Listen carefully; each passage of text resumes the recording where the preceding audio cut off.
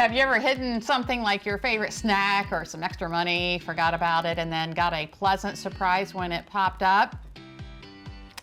Well, the feeling is the kind of feeling you might get next spring if you plant spring blooming bulbs now. Getting the beautiful, I gotta tell you, the temptation to misuse this thing is overwhelming. I know, you're scaring me. Getting the beautiful variety of spring flowers depends on when and how you plant your bulbs, and it seems like a great time to consult one of our best friends, gardening expert Ginny Rosenkranz from the University of Maryland Extension. Thank you so much. You're welcome. What in the world Why did you give him that? Why would you give me something like this? It's not plugged in, right? No, I asked, they wouldn't do it. But you know, there are so many different ways to plant bulbs.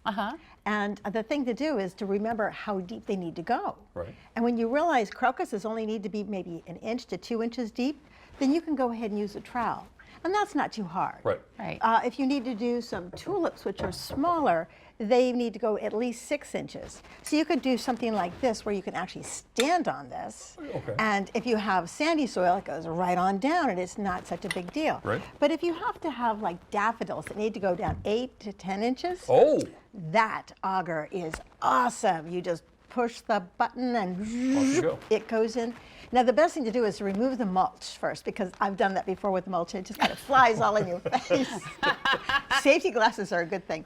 But I mean, if you just go ahead and move the mulch aside, you can go ahead and put multiple holes in like in 3 minutes. And then just drop the bulbs in. So Jimmy, you'll have lots of daffodils coming well, this spring. Yes. I'll at least have a lot of holes. So I imagine the timing of when you plant these is important as well. Yes, that's the reason why I wanted to wait until October to talk about planting bulbs, because people can buy the bulbs like in August and September. I actually bought those in September, and they were like the last ones available. Really? At the store. I was like, at least they had colors I liked, and that was really kind of fun.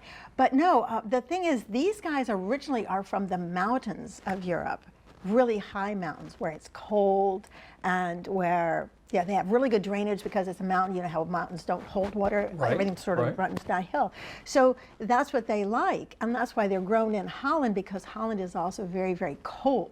Yeah. Yes. I mean, they might have the North Sea and all that, but the North Sea says a lot about how cold that is too. So all of these guys will thrive in some areas and survive in some areas. Daffodils are completely poisonous to anything that eats them. The bulb, the stem, the leaves, the flowers. So nothing eats them, and they live forever, which I love. But tulips are very tasty. The tulips are tasty, and the flowers are delicious. And every critter that eats something like that will be, this is good. Make the deer very happy. The deer, the rabbits, the squirrels, the chipmunks. Now you're talking about mountains, and you and I have talked before. We've got, it's real sandy Yes. soil around our house. And it'll work? Oh, yes, yes. Again, it's all in how you design where you're going to put it. So we can create our own microclimate by planting all of these plants under the shade of a deciduous tree. That's a tree that loses its foliage in the fall. Right. So these guys come up early spring when there's no foliage right now. I mean, when in the springtime. And then they can go ahead and bloom, and then they can collect all their sunlight before the foliage comes out and then shades them. Gotcha. And the neat thing about having the shade is that when they're in the shade in the summertime, they're surviving.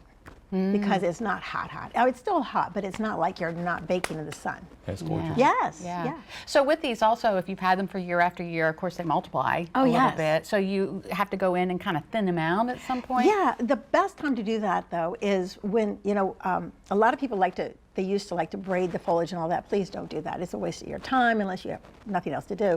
But the plants actually need all of that area to be able to pull the sunshine in, because they need that. And what they're doing is they're creating more flowers inside the bulbs, which I think is awesome. So every bulb has a little flower just ready to pop up. And that's all you need to have. So, but as the foliage starts to turn yellow, that's the time to go ahead and dig them up, because they're easy to find. Yeah. And they've gone dormant, and they're just like resting. They're just sitting around whatever. You just dig them up and then move them wherever you want to. Or if you have friends, you can do that. But I tell you, we had to move a whole bunch, and we had like a whole bucket, a 5-gallon bucket full. And so our drill is electric, so we just plugged it into lots and lots of extension cords. And 10 minutes, we had a zillion holes. Oh my goodness. And I'm just dropping them in.